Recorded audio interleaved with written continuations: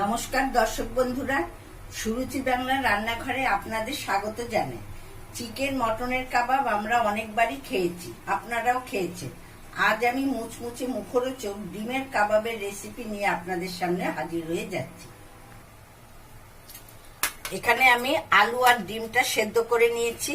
এবার আমি এটার দ্বারা ডিমটা কুড়িয়ে নেব, আলুটাকে মেখে নেব। এই ডিমটা আমি কুড়িয়ে নিয়েছি। এবার আমি এর সাথে এই আলু দুটো ম্যাশ করে নিচ্ছি।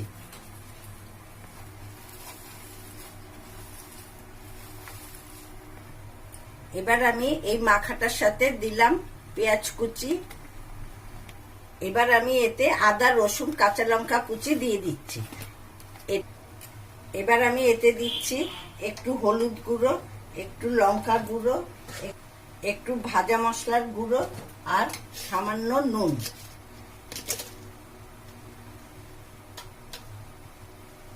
আর দিচ্ছি নুন। এবার আমি সব মশলাগুলো একসঙ্গে মেখে নিচ্ছি। এটি সামান্য উপকরণ দিয়ে তৈরি করা যায়।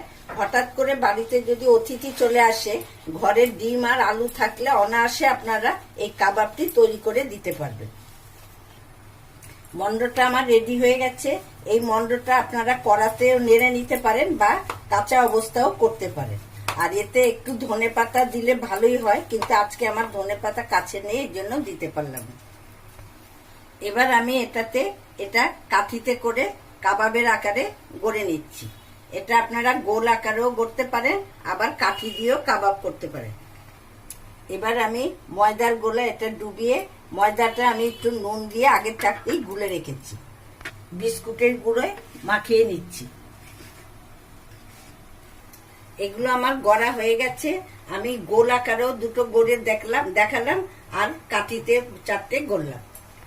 তেল আমার গরম হয়ে গেছে। এবার আমি একটা একটা করে ছেড়ে দিচ্ছি। কাবাব আমার ভাজা হয়ে গেছে।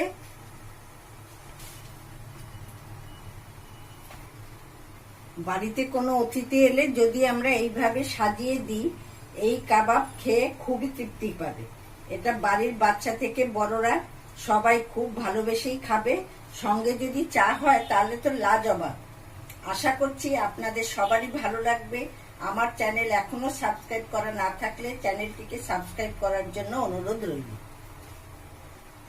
বর্ষার সন্ধ্যায় এরকম একটা ডিশ আপনারা বাড়িতে তৈরি করে খেয়ে দেখুন, খুবই ভালো লাগবে।